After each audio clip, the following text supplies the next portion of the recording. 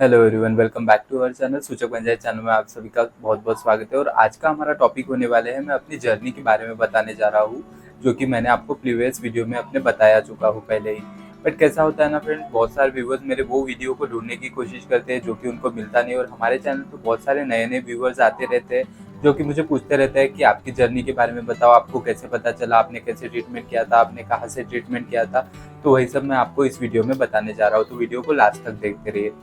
So friends, मेरे साथ ऐसा हुआ था कि मुझे पता ही नहीं था कि मेरे हाथ में कुछ पैच आ गया है, ये लेप्रोसी का पैच है या कुछ और है, कुछ भी पता नहीं था। मैं उस टाइम पे था मे बी 12th में, 12 या मैं बीएससी के फर्स्ट ईयर में था। हाँ, बीएससी के फर्स्ट ईयर में था। समर का टाइम था, मुझे अच्छे से याद है, समर का टाइम था। और समर के टाइम पे मुझे एक कॉइन जितना ही एक पैच आ गया था मेरे राइट हैंड साइड पे। और कॉइन जितना पैच आया, फिर मुझे ऐसे लगा वो वाइटिश वाइटिश का जैसे दिख रहा था। बट मैंने उतना कुछ ध्यान नहीं दिया। उसके बाद फिर कैसे हुआ, जो लेप्रेसी का सर्वे होता है हर गांव में, हर शहर में लेप्रेसी के पेशेंट का सर्वे होता है। जो वहाँ के लोकल नर्सेज होते हैं, वो गांव गांव में जाकर घूमकर वो पता करते हैं कि किसी को चट्टे है क्या, किसी को कोई पोलियो का पेशेंट है क्या, किसी को पोलियो पिलाना है क्या। ये सब वो चलता रहता है, कैंप्स गांव में, शहरों में ऐसे चलते रहते। तो मेरे गांव में भी एक दिन वो कैंप आया। नर्स आए मेरे घर पे और पूछे कि चट्टा है क्या। तो मैंने जनरली जाकर दिखा दिया कि मुझे ऐसे तो कोई चट्टे नहीं है, बट मेरे हाथ को ये वाला चट्टा है, तो देखो आप। तो उन्होंने कुछ भी मुझे बताया नहीं उसके रिगार्डिंग, कुछ नहीं। बस उन्होंने क्या बोला, आपको मतलब उनका जो हेड ऑफिस था वो था सावनेर में, तो वहाँ पे आपको जाना पड़ेगा। वो डॉक्टर या जो भी वो लैब टेक्नीशियन वगैरह होंगे वो आपका चेकअप करेंगे और आपको पूरी डिटेल दे देंगे। तो फिर मुझे वहाँ पे भेजा गया। दूसरे दिन मैं वहाँ पे गया। बहुत सारे मेरे जैसे अलग अलग पेशेंट आए थे। मैंने वहाँ पर जाकर पढ़ा कि यहाँ पर पोस्टर्स लगे हुए हैं लेप्रोसी के बारे में, कुछ रोग बोला गया है। और वहाँ पे पढ़ते पढ़ते मुझे थोड़ा सा डाउट तो हुआ, बट मैंने खुद को पॉजिटिव रखा, नेगेटिव नहीं रखा। मुझे ऐसे लगा कि नहीं, ये सब मेरे लिए नहीं हो सकता, ये मुझे नहीं हो सकता, ऐसे बोल के मैं वहाँ पे रहा। मे भी हो सकता था कि मेरा कुछ दूसरा हो। बट जब उन्होंने चेकअप किया, चेकअप में उन्होंने क्या किया था, एक सुई को लिया और वो मेरे दाग पे लगाया, थोड़ा सा चुभाने की कोशिश की। तो वो चुभी क्या, सेंसेशन हुआ क्या, उन्होंने वो मुझे पूछा क्वेश्चन। बट मुझे कुछ भी सेंसेशन नहीं हुआ। फिर उन्होंने स्पिरिट ली, जो नहीं इंजेक्शन लगाने के पहले आपको लगाते हैं, उससे अपना वो एरिया क्लीन करते हैं वो पार्ट, उसके बाद फिर वो लगाते हैं। तो वो तब हमें कैसे ठंडा ठंडा सा लगता है, वो ब्लू कलर की स्पिरिट होती है। तो वैसे ही उन्होंने मेरे हाथ पे लगाई और पूछा कि ठंडा कुछ महसूस हो रहा है क्या, ठंडा। तो मुझे कुछ भी महसूस नहीं हो रहा था, कुछ नहीं। फिर उन्होंने मुझे कुछ भी नहीं बताया, क्योंकि उस दिन मैं सिर्फ अकेला ही गया था वहाँ पे। मेरे साथ कोई बड़ा इंसान नहीं था जिसको वो बता सके। तो उन्होंने मुझे कुछ भी नहीं बताया। उनको लगा कि ये बहुत यंग है और ना जाने अगर टेंशन ले ले या फिर उसको कुछ हो जाए अगर मैं यहाँ पे इसको ये बता दूंगा तो उन्होंने कुछ भी नहीं बताया, मुझे कुछ भी नहीं बोला। बस उन्होंने बोला हल्का सा दाग है, 6 महीने का ट्रीटमेंट करो, 6 महीने के ट्रीटमेंट में आपका ये दाग ठीक हो जाएगा। फिर वो सब बोल के उन्होंने मुझे जनरली यहाँ पर भेज दिया घर पे। उन्होंने 2 टैबलेट दिए थे, एमडीटी स्टार्ट किए थे उन्होंने, पीबी एमडीटी था मेरा वो। तो उन्होंने 2 कैप्सूल और एक टैबलेट मुझे उनके सामने ही खाने के लिए दे दिए। और उसके बाद फिर मैं घर आ गया। ट्रीटमेंट कंटिन्यू करने के लिए बोला 6 महीने तक। फिर दूसरे दिन नर्स आए। नर्स ने को मैंने फिर पूछा कि उन्होंने मुझे कुछ भी ऐसा कुछ बताया नहीं, क्या हुआ है, मुझे कुछ प्रॉब्लम है क्या, मेजर इश्यूज है क्या, मैंने उनको पूछे। तब मेरी मम्मी भी थी साथ में। तो मेरी मम्मी के सामने उन्होंने बताया कि बेटा आपको ऐसे ऐसे बीमारी है और आपको लेप्रेसी है, तो फिर आपका इसका ट्रीटमेंट भी 100% है। पैनिक मत हो, कुछ भी मत हो, आपको मैं ट्रीटमेंट दूंगी। आपके टैबलेट मेरे पास ही आएंगे, आपको मैं टैबलेट घर पे ला के दूंगी, आपको अच्छे से ट्रीटमेंट करना है, आप 6 महीने में ठीक हो जाओगे। ये सुनकर मुझे जो मानो कि मुझे शौक ही लग गया था। भी ऐसा हो गया था कि क्या करूं और क्या ना करूं। मेरे फैमिली बैकग्राउंड ऐसा है कि मेरे फैमिली बैकग्राउंड में है, लेप्रेसी पेशेंट थे पहले मेरे फैमिली में। इसकी वजह से मुझे हुआ तो मुझे उसका उतना शौक नहीं लगा था। बट मुझे बहुत ज़्यादा शौक लग गया था, क्योंकि मैं उस टाइम पे सिर्फ था 18-19 साल का बच्चा। और मुझे ऐसा शौक लग गया कि मेरी लाइफ पूरी ख़त्म हो गई, मेरी जीने की इच्छा ख़त्म हो गई। मेरी मम्मी ने बहुत मुझे समझाया, मैं बहुत रोता था। मैंने ट्रीटमेंट करना तो स्टार्ट किया, बट मुझे ऐसे लग रहा था कि यार अभी लाइफ पूरी ख़त्म हो गई है। अच्छा थोड़ा सा गुड लुकिंग ही दिखता था। ऐसे लग रहा था कि मेरा लुक ख़राब हो जाएगा, मेरे हाथ ख़राब हो जाएंगे, मेरे पैर ख़राब हो जाएंगे, मेरी बॉडी ख़राब हो जाएगी।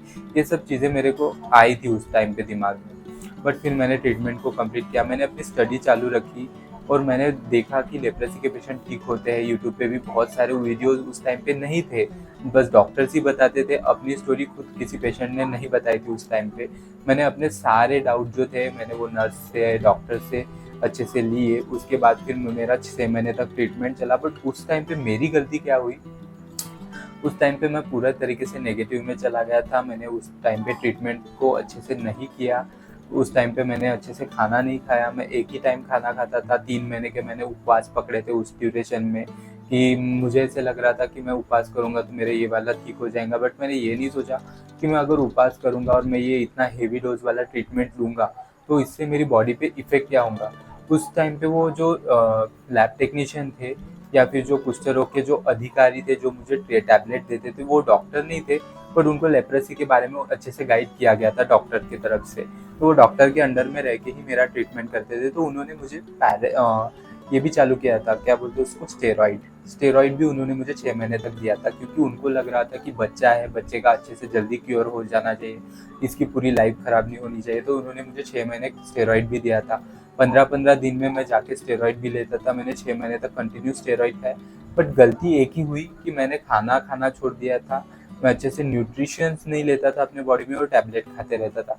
उसका नतीजा ये हुआ कि मैंने अच्छे से पॉजिटिवली ट्रीटमेंट नहीं किया। तो ऐसा हुआ कि मुझे 3 साल तक कुछ नहीं हुआ। उसके बाद फिर मेरी जो डिजीज़ थी वो फिर से चालू हो गई बढ़ना, और बॉडी के बढ़ते-बढ़ते वो कॉइन साइज़ का जो दाग था वो कब जाकर इतना बड़ा हो गया, इतना बड़ा हाथ में दाग हो गया, पता ही नहीं चला।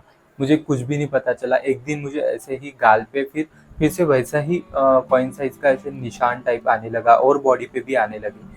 फिर मैं जाकर मेडिकल कॉलेज में गया नागपुर के, वहाँ पे मैंने अच्छे से टेस्ट किया, मेरे बायोप्सी वगैरह की उन्होंने, पूरे बॉडी को एग्ज़ामिन किया उन्होंने, और उसके बाद फिर उन्होंने बोला कि नहीं, आपका जो ट्रीटमेंट हुआ था प्रीवियस वो अच्छे से नहीं हुआ था, तो आपको नेक्स्ट टाइम MB-MDT करना पड़ेगा, जो कि 1 साल का ट्रीटमेंट रहेगा, और इस बार आपको अच्छे से ट्रीटमेंट करना है जिससे कि ये आगे तक नहीं फैले। तो सेम मैंने फिर MB-MDT ट्रीटमेंट किया। बट इस बार मैंने क्या किया, इस बार मैंने अच्छे से प्रॉपर न्यूट्रिशन लिया, खाता टाइम पे था, सोता टाइम पे था, उठता टाइम पे था, एक्सरसाइज करता था, हमेशा सेल्फ मोटिवेटेड रहता था, किसी चीज़ का टेंशन नहीं लिया, कुछ नहीं। ट्रीटमेंट भी कैसे चालू हो गया और कैसे 1 साल में ख़त्म हो गया मुझे कुछ भी पता नहीं चला, और मैंने एक दिन की भी गैप नहीं ली।